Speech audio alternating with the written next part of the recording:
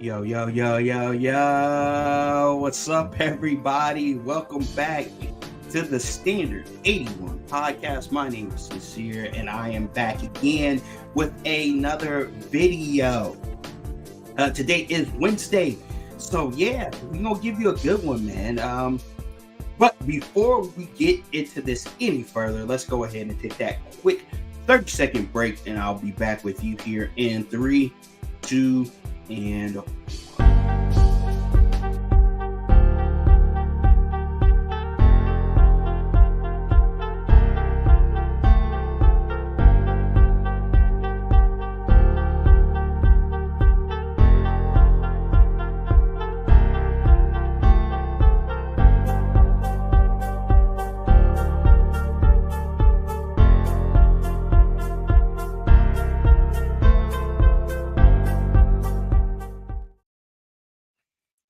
we are back, ladies and gentlemen. Today's episode is going to be called Happiness. Happiness. All right. But before I get into this any further, let's go ahead and give me that thumbs up or that thumbs down. Either way it goes. Either one is engagement, as well as subscribe to the page if you haven't already. And if you have, thank you. I appreciate it. And if you really love the content, please share it with somebody you think needs to hear it, as well as leave me a comment down below letting me know what your opinion is on the topic. It would be greatly appreciated. Without any further ado, let's get into it. Happiness. You hear a lot of people talk about that word, happiness. Happiness. There was a whole movie about it, The Pursuit of Happiness. But I'm here to ask the question, what is it? Why do we want it? And what are the consequences and the cost of happiness, right? And to dispel some of the things that go along with it. What do I mean? Well, there's a lot to be said. You hear people say stuff like, especially in my space, the relationship and dating space, they'll say, I'd rather be happy than to be than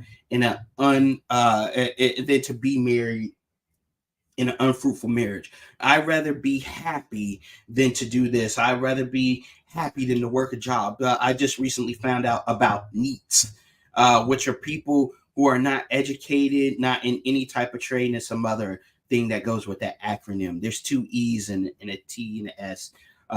They rather basically be unemployed than to be in a situation that doesn't make them happy. Which to that I would say, okay, I'm not here to dissuade anybody's mind about what you want to do, because it is your life. You got to live with and accept the consequences of it. But I will say, is happiness really what we're chasing? Is happiness really the end goal in life? Or is contentment and joy what we're looking for? Because contentment and joy is something that I talked about in the last podcast, but it's a totally different thing. It's a totally different experience. It's a totally different mind state. And that has to be explored, because so many people take that and equate that to exactly what I just said, contentment and joy. When happiness in and of itself is something fleeting. But before I go into word definitions and any more of my explanation behind this, I want us to listen to the great Jordan Peterson and what his ideas and what some of his logic is on this whole thing. So I've already shared my screen. I'm gonna pull it up on the stage, and we're going to watch this together. Put that in full screen here. back here. And we're about to watch this together. It's about 4 minutes. And then from there, I will continue on with my rhetoric. All right. 3, 2, and 1. You need an antidote to suffering, and it has to be deep. And deep moves you tectonically, and it's not a trivial thing. It's better than happiness. There are times in your life when you're not going to be happy. And then what are you going to do? Your goal is demolished. And there are going to be plenty of time. I want to stop it right there. Because I want to stop it right there because without me saying a thing, everybody should already know that there are going to be points in your life where you are not going to be happy. But Jordan Peterson said it himself. If your end goal is happiness, what happens in a situation where you are unhappy? Your whole goal crumbles apart. But like I said, before I get into any more of my rhetoric, let's go ahead and finish watching it. Times in your life when you're not happy. There might be years. And so it's a shallow boat in a very rough ocean. And it's based upon a misconceptualization. Happiness is something that descends upon you. Everyone knows that. It comes upon you suddenly. And then you should be grateful for it because there's plenty. Stop right there. Full stop. I'm trying to get through this without stopping it, but there's so many things to glean from this video. He said happiness is something that descends upon you. It just kind of comes. And when it comes, you should be thankful for it. And you should get, how many of us think like that? Just ask yourself the quick question. When happiness comes, are you really thankful for it? Or is it something that you are chasing, like he said before? All right, let's continue.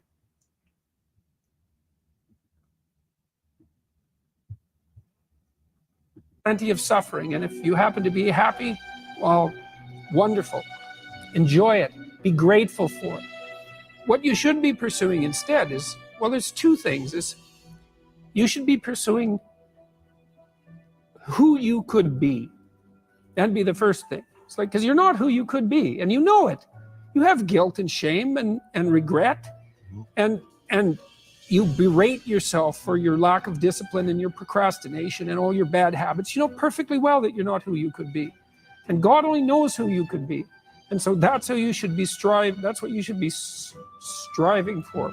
And associated with that, you should be attempting to formulate some conception of the highest good that you can conceive of, that you can articulate. Because why not aim for that? It's like your life is short and it's troublesome. And perhaps you need to do something worthwhile with it. And if so, then you should do the most worthwhile thing.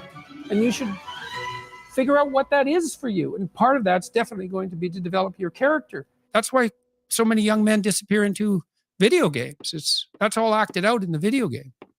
So they have to act that out in their own life. Not that I despise video games, because I don't, but they're not a substitute for life. And then maybe, if you're fortunate and you do that carefully, then happiness will descend upon you from time to time. And that's the best you've got. Like, this is a mortal game. You're in this with your whole life. And you'd think that what that would mean, at least in part, is that you need to find a game to play that's of sufficient grandeur and nobility so that perhaps even the fact that mortality is built into the structure now becomes justifiable. I mean, it's a hell of an ambition, but it doesn't seem to me to be something that's impossible. I think you can live your life enough so that it justifies itself despite its limitation. That's the real question. Can you do that? And I believe that you can, and I believe that what that means is that the human spirit fundamentally triumphs over death. And so that's optimism, you know. in the midst of the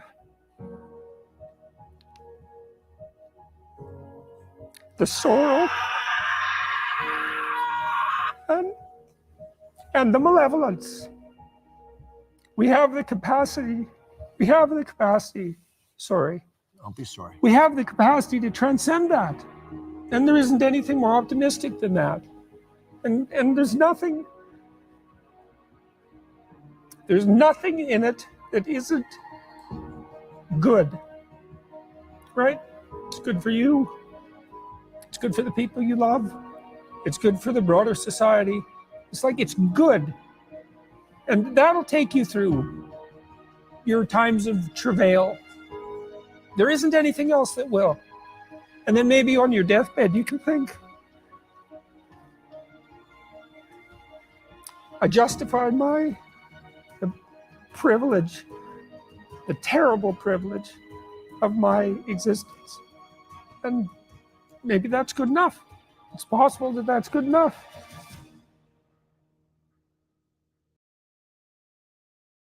And that is the end of that video clip. And wow, was that something? It is, for most people, it is hard to come to grips with the reality that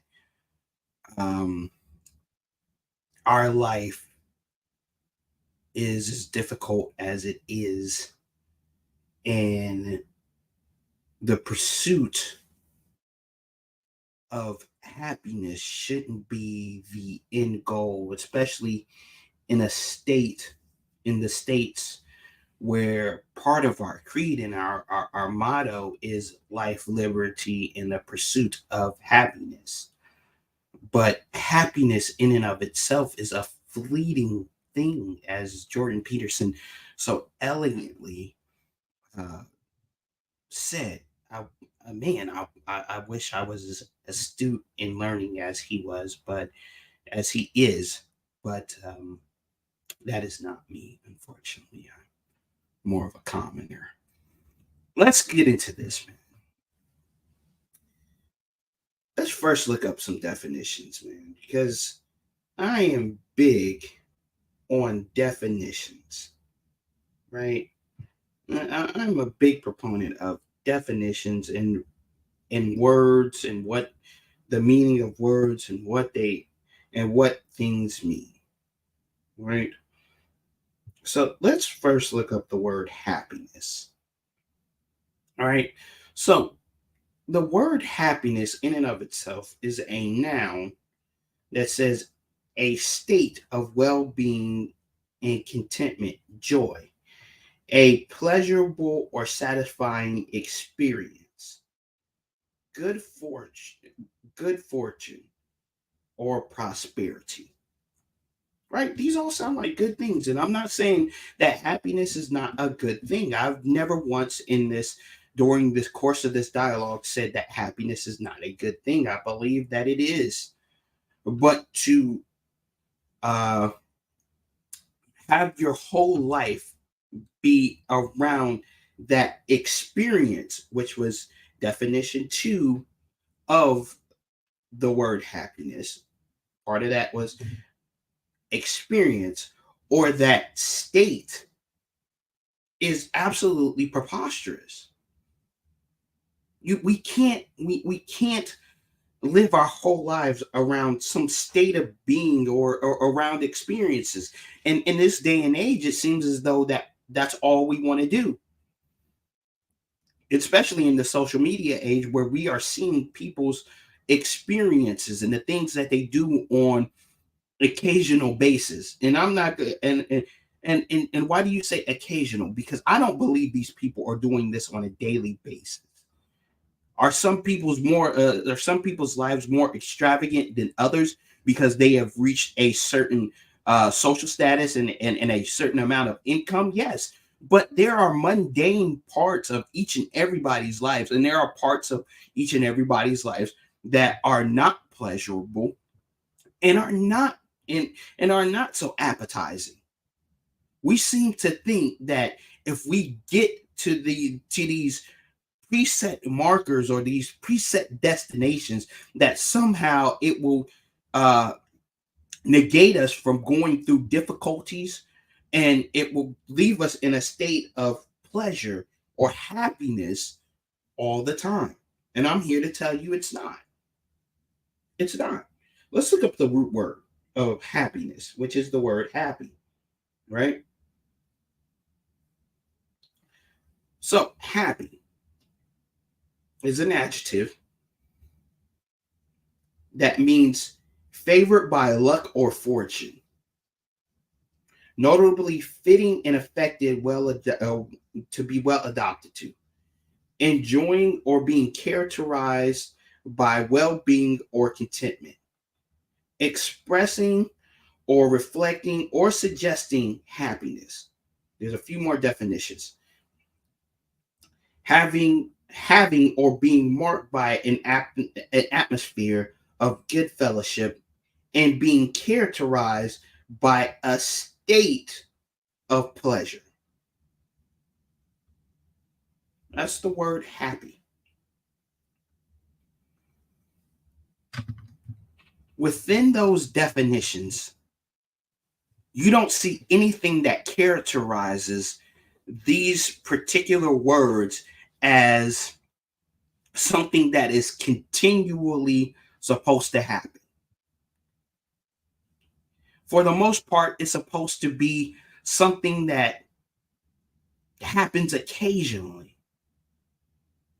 And this is why I to a certain degree, I don't like them to include the word contentment or joy, because within contentment and joy, you can be happy.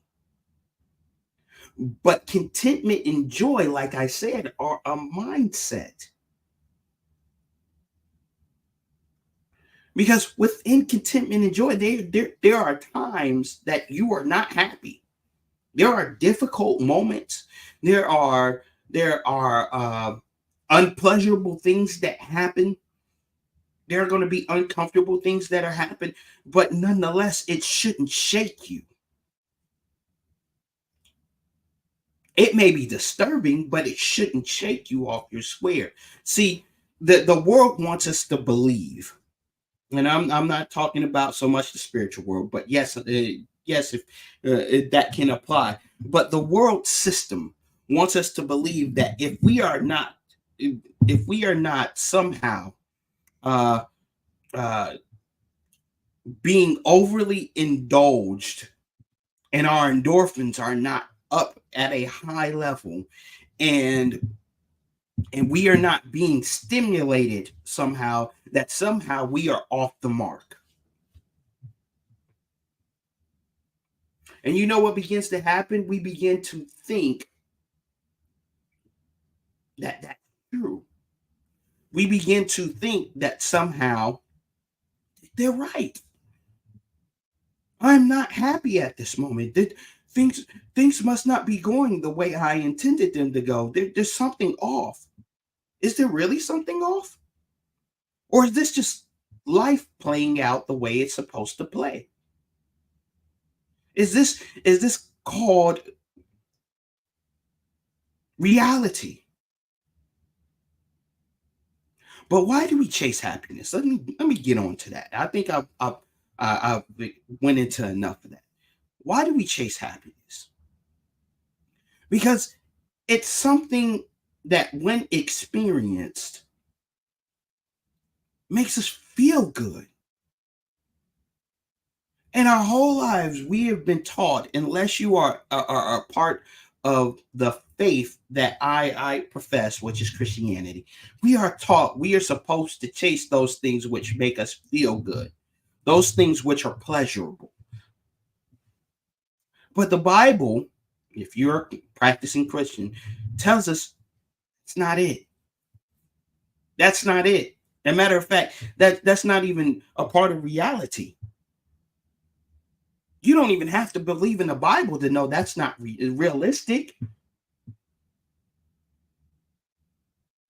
To be in a state of pleasure all the time is almost to a detriment. It eventually makes you dissatisfied with things that are around you, with some of the stuff that you should take pleasure in. Think of a drug addict, right? The first time he gets high or she gets high, it's a pleasurable moment. And then they do it again and they do it again and they do it again. And then after a while, they're addicted to the substance. But what they're chasing is not the particular substance. They are chasing that stimuli that brought that reaction. So we keep on persisting to do these things in hope of that particular stimuli that we had the first time. It becomes an addiction. Happiness becomes an addiction. And when we are not in there, which brings me to my last point, we suffer the consequences of it. And the cost of it is really too high. We spend our whole lives chasing this unattainable thing instead of doing what Jordan Peterson says. Let's live a life that's productive. Let's live a life that's full of meaning, so that at the end of our lives we can look back and say, yeah, you know what? These happy moments were worth it because I did something. I accomplished things. I made not only myself better, I made the people around me better.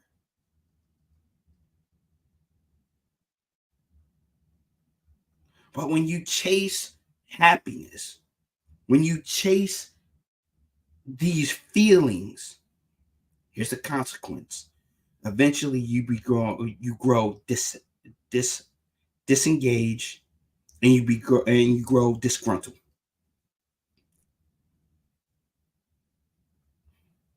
And then nothing satisfies.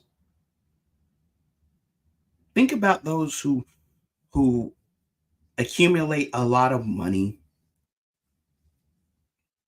and never become and always are chasing happiness. What do you usually see? They're usually the most depressed. They're usually the most unhappy.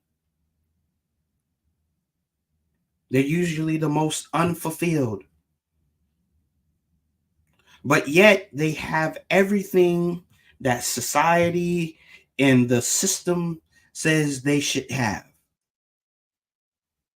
And that you, looking from the outside as a bystander, say, you should be happy. You got it all. You got the money, you got the fame, you've got it. What's the problem here? The problem here is they spent their whole lives chasing happiness, when happiness is an unattainable state.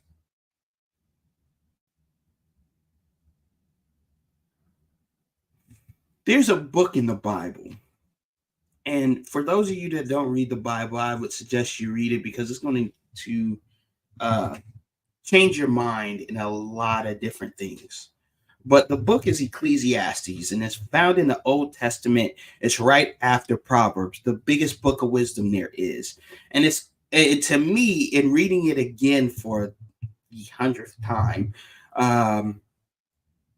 it feels like a continuation of Proverbs. While Proverbs is filled with nuggets about life and the wisdom of life and how to navigate it, I feel like Ecclesiastes is basically showing you the revelation of the scope, or the revelation, or the precursor to Proverbs. Because in that book, Solomon describes all these things that he had done in order to find fulfillment and happiness, and then begins to state in each and every one of these chapters thus far that I've read, it's like chasing after the wind. In other words, you are chasing something that can't be attained.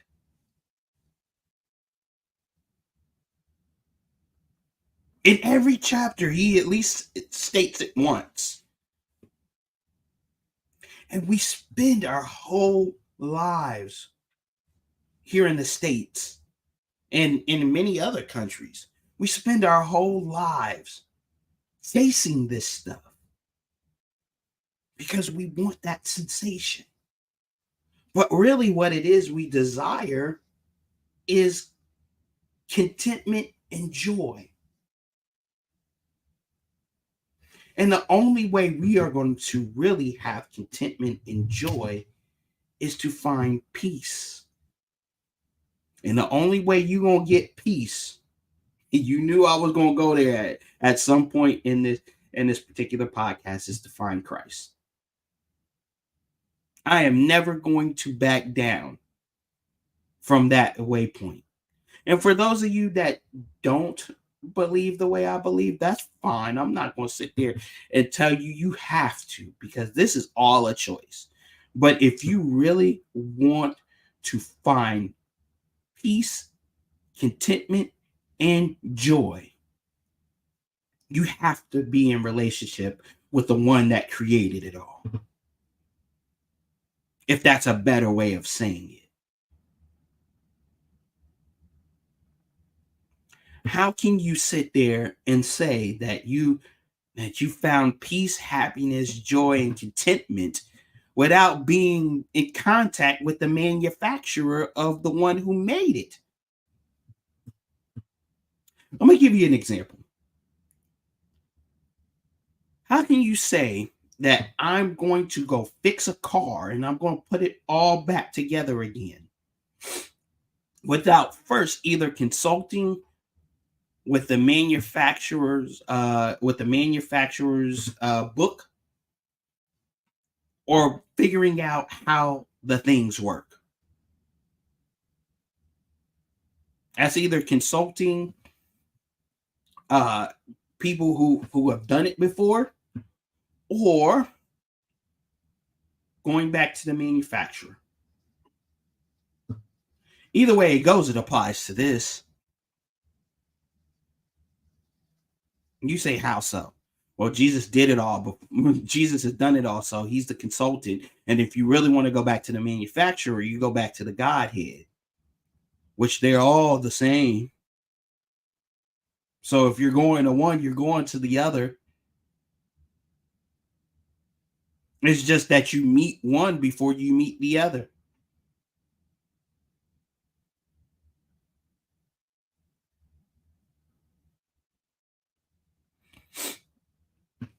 So, in conclusion, this is what I'll say. I'm not going to tell you that the pursuit of happiness is bad. It is not. We should have moments in our lives where we feel ecstatic, where we feel a sense of satisfaction in the things that we do, the stuff that we earn, and the people that we're around.